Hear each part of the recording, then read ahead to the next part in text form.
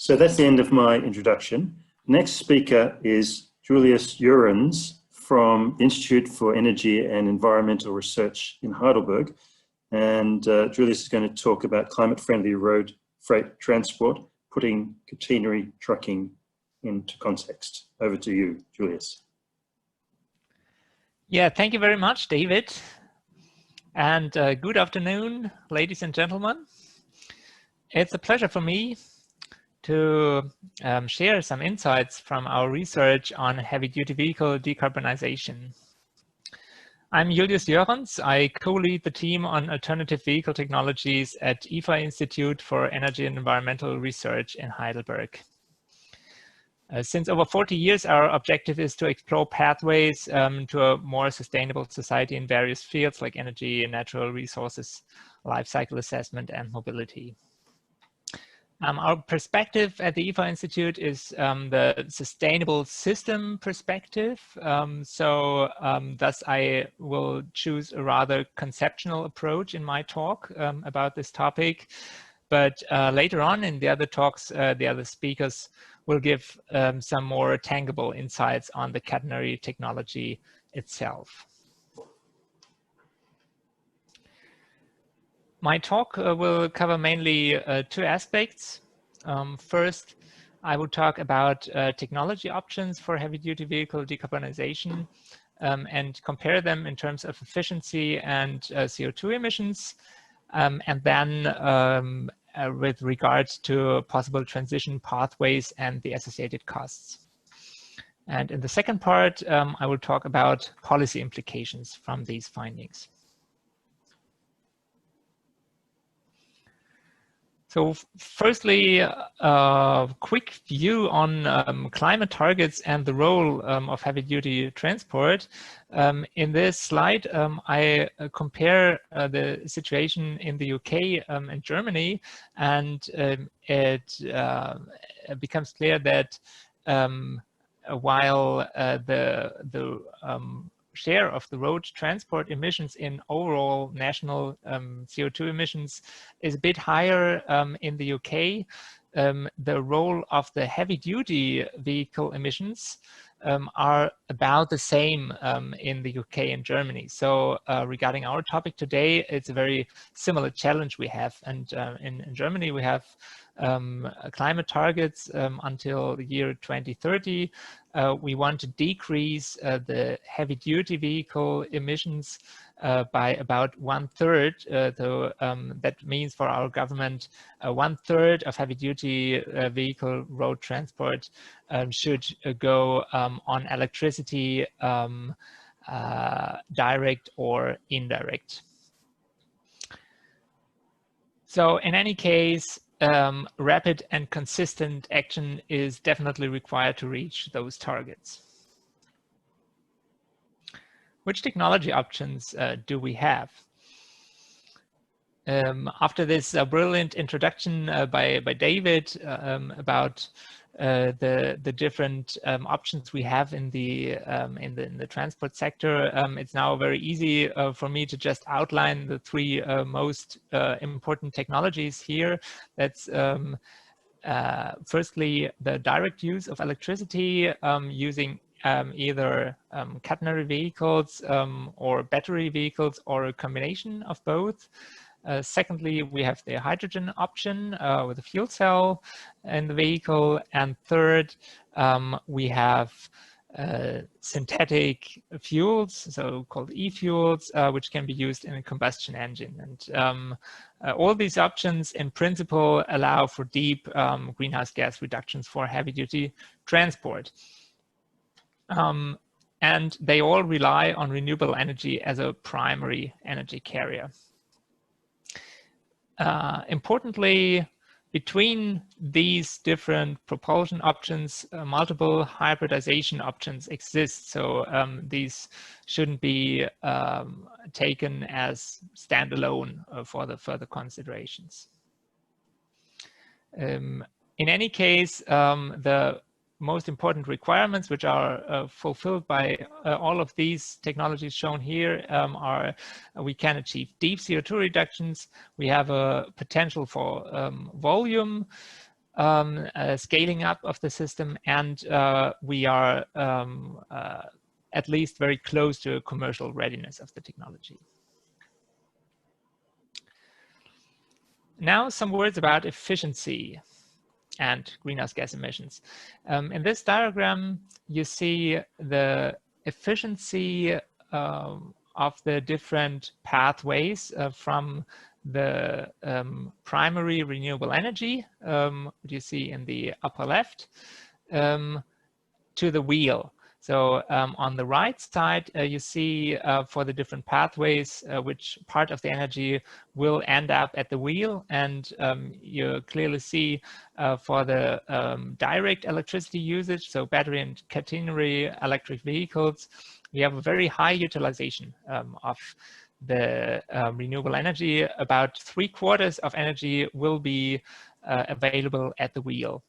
For the fuel cell electric vehicle, we have considerable losses for producing the hydrogen by electrolysis from the primary renewable energy electricity. And we have once more considerable losses when the hydrogen is converted back to electricity in the fuel cell. So in the end, we will be able to use about 1/3 of our renewable electricity at the wheel in this case. Now, for e-fuels used in internal combustion engines, the situation is even worse. We will have about 20% of renewable electricity, which we can use in the end at the wheel. And in a world where we will have definitely problems to supply sufficient renewable energy to our overall energy system, I think this is really an important factor to consider when choosing technologies and suitable technology mixtures for the future. And now I will look at the CO2 emissions of the different options.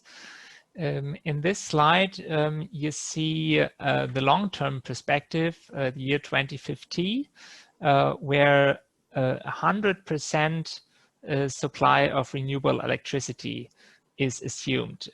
These are results from an LCA study by the colleagues at the University of Stuttgart. And LCA means that all stages of the vehicle life cycle are considered here. So it's both the energy and the supply of the energy, the operation of the vehicle, and the manufacturing of the vehicle, and also manufacturing of the renewable energy plants, which are necessary to produce the renewable electricity. And what we see is that even if we have these all-in assumptions where we have renewables everywhere and maximum efficiency improvements, we will nevertheless have a clear advantage in overall GHG emissions for the catenary option. And for example, the power to liquid, the e-fuels will have much higher CO2 emissions even in a decarbonized world.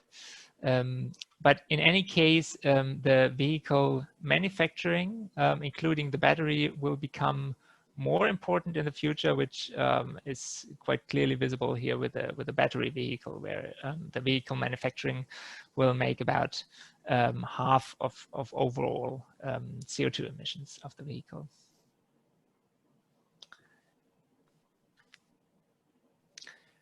We just looked at the year 2050, but now my question is, what about the transition phase?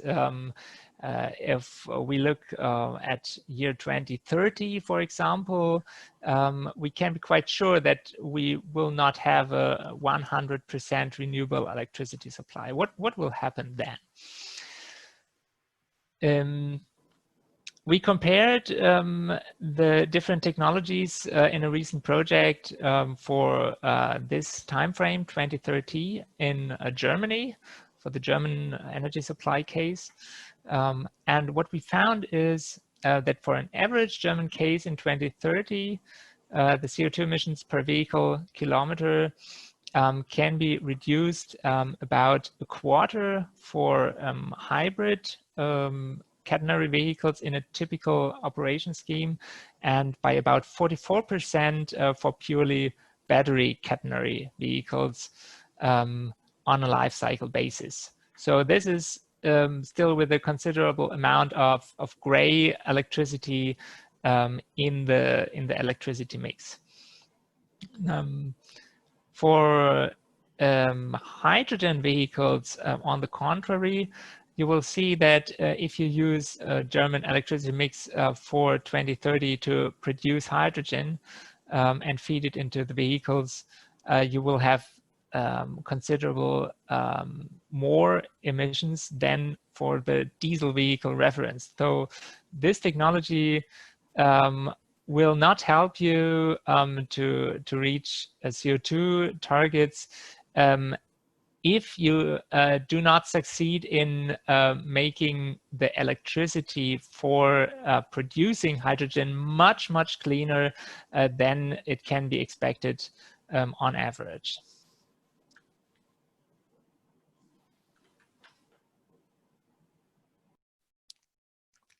Okay, I've said now something about efficiency and also greenhouse gas emissions. Now let's look at possible introduction scenarios. I will use this figure to explain the basic cost dependencies of a catenary truck system. While infrastructure costs roughly increase proportionally to the network extension, this is the red line in the diagram, the operational savings will be highest for the most trafficked road stretches. This is at the beginning on the left-hand side, and decline later on. So we will have some optimum network extension where we have the maximum financial benefit of the system. So one important conclusion from this is that the catenary technology makes sense as a backbone for the highly trafficked roads for heavy-duty vehicles. This also means that this technology will probably not be one single solution, but it should rather be a part of a technology mix for heavy-duty vehicles. And this is an important fact. I will come back to this later on in the presentation. We did some simulations for a possible catenary system introduction on a large scale in Germany, and in this map you see the results of that. It's a color-coded map, and first of all, what we found is that 2/3 of the long-haul truck traffic in Germany takes place on only 1/3 of the motorway network. And this leads to the conclusion that about a basic network of 3,000 to 4,000 kilometers in Germany, as you see on the map, the colored roads, could be a reasonable basic network for catenary lines. And with the approach we used for the calculation, we could do a prioritization, as I think the colleagues, Professor Seaborn and his team also did for the UK. We identified some stretches which are particularly suitable as starting points for a network extension. When we look at this network expansion on a time scale, and we calculate the cost balance, then we will see that we will have infrastructure costs which require a certain pre-financing before we can earn the savings from the actual catenary line operation. So we will have a certain lag between the infrastructure costs and the potential annual revenues by the catenary vehicle operators. But as soon as you approach this basic network, which was assumed for the year 2030 in our calculations, this gap begins to close, and we can have a financially sustainable operation of this basic network. This is a very important fact, since in our simulation we really confined the vehicles which can be changed to catenary vehicles to only the most suitable routes and the most suitable transport relations. This is a very conservative approach, and even with this quite a small ensemble of vehicles, it is possible to reach a sustainable catenary network operation in Germany in the medium term. So that means it's not necessary to see the catenary technology as a golden bullet which will do everything, but it can be successfully operated for some for a certain share of all applications, and in combination with other technologies. This slide now focuses on the total costs which will be associated with decarbonization of heavy-duty vehicles in Germany by different technologies. It are again the diesel technology with power to liquids in blue, the overhead catenary technology in green, and the fuel cell technology in purple. And this was work done by the Öko Institute in Berlin. They found that if you look at the whole time until 2050, and if you do accumulated observation, then you will see that the total costs of the technologies are primarily driven by energy costs. So the infrastructure costs for the energy supply infrastructure are comparably low in the overall balance. So that indicates that it's not reasonable to look primarily at the infrastructure costs when deciding about which technology to implement, but it's rather important to look at the energy costs in the long term. And using these calculations from Öko Institute, it's possible to conclude really a robust economic advantage in the long term of catenary technology implementation. So which conclusions can be drawn from that? Overhead catenary trucks make most efficient use of renewable electricity. They allow for deep CO2 reductions, and they can also realize significant greenhouse gas savings in the transition phase where energy supply is not yet completely renewable. So, and the total cost of all decarbonization options are driven mainly by the energy costs in the long run, which makes the overhead catenary system very cost effective in the long run. Which policy implications can we draw from these results?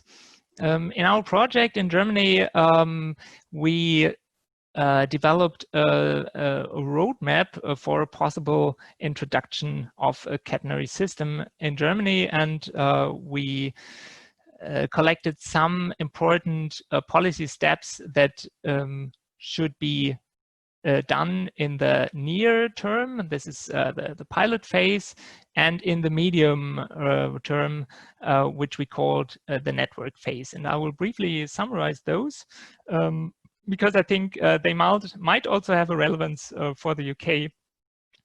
The first one is it's important to define a possible role for the catenary track technology in a sustainable transport system.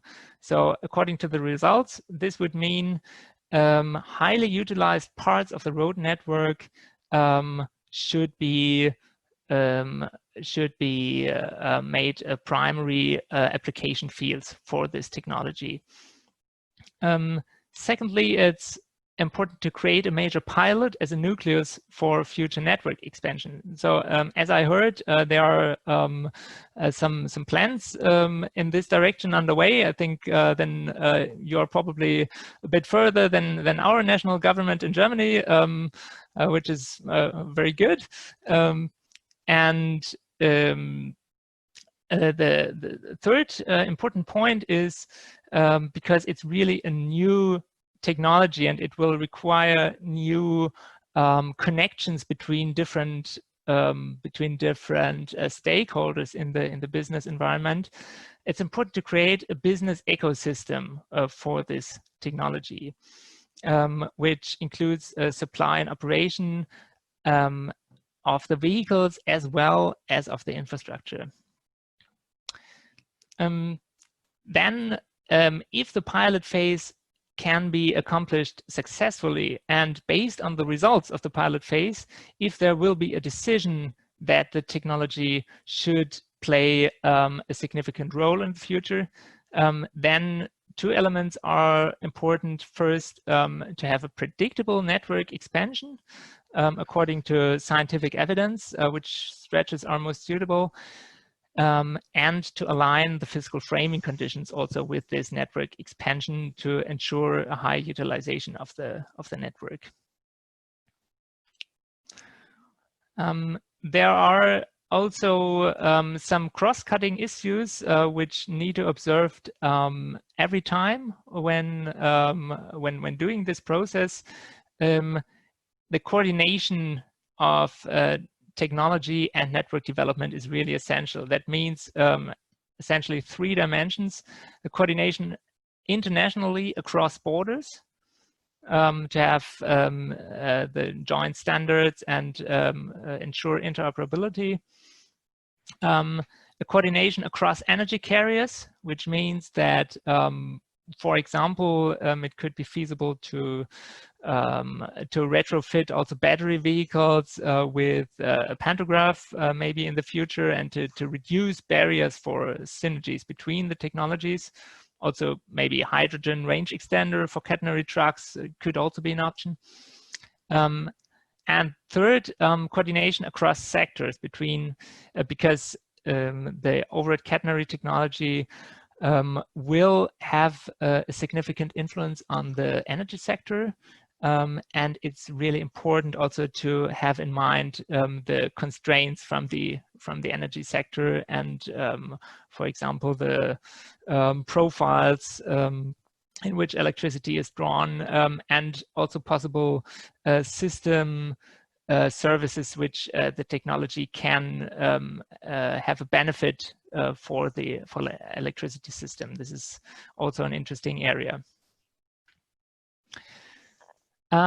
Yeah, so this is essentially the conclusion of my presentation. And before I come to the end, I would like to give you one literature recommendation, because in Germany, I don't know how it is in Great Britain.